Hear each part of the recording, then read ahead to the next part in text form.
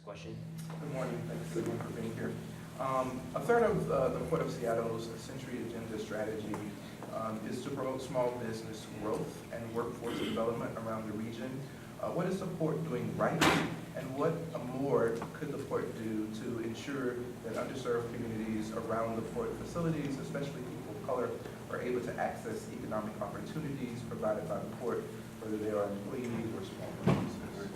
Well, thank you for that question. And I co-chaired our Century Agenda Committee along with Commissioner Tom Albro that we came out with a plan in 2012 during the height of the recession to help work with our tenants and stakeholders to help create 100,000 new port-related jobs for our region.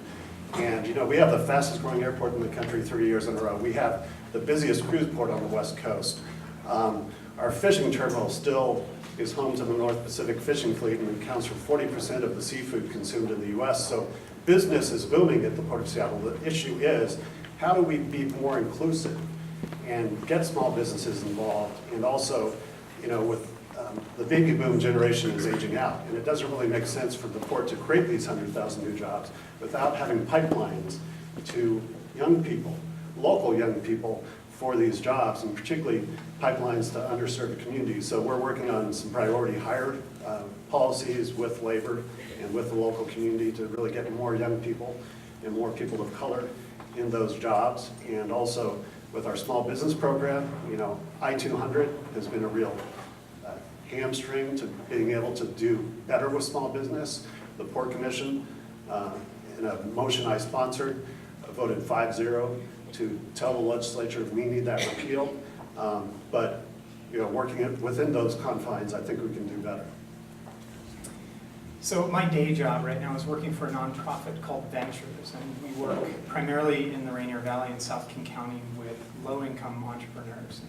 And so I spend most of every day thinking about the challenges that these micro businesses face to start and grow, which gives me a really acute understanding of what's needed to foster economic development at the grassroots level. What are we doing to ensure that the micro businesses that start up in the communities where we have the highest rates of poverty can be successful? What are the obstacles to them?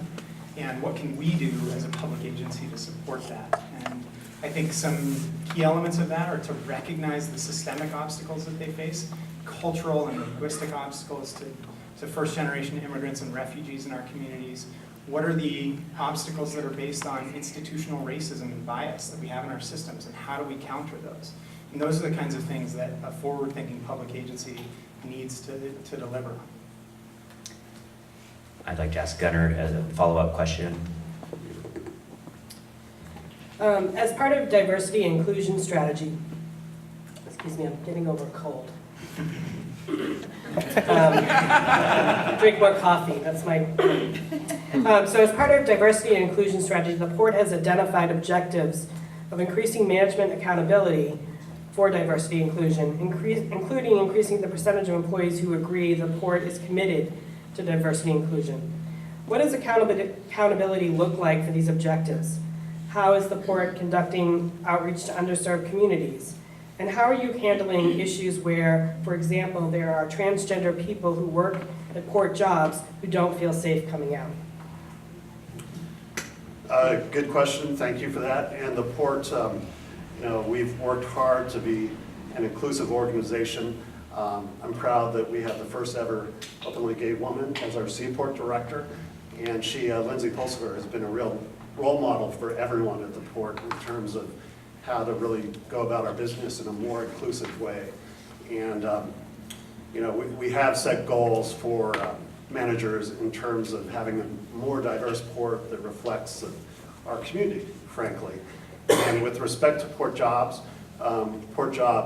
relates to all sorts of businesses that use the Port, and I think that is an avenue where we can really press upon the businesses that use the Port that, yes, you know, they need to reflect the values of our community too and be as inclusive as possible. So I do think that Port jobs, and frankly the other ways the Port does outreach and, you know, working, during my time at the Port, we've built a really strong relationship with the GSBA, and you know, in addition to our cargo and industrial side, we're becoming more and more involved in the tourism economy with the airport and 2 cruise terminals.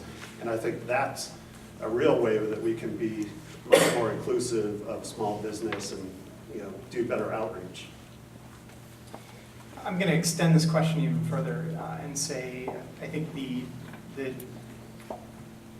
face of the port to the world needs to be one that is as welcoming as possible. And I would broaden it to say this is an area where we need to be talking about how can the port be a safe harbor for folks who don't fit a typical mold. And this goes to issues around sanctuary status. So what are we doing to ensure that the port police know that their role is confined to their jurisdiction and that they're not supporting ICE or CBP in rounding up immigrants or refugees, all the way to what do our port bathroom facilities look like?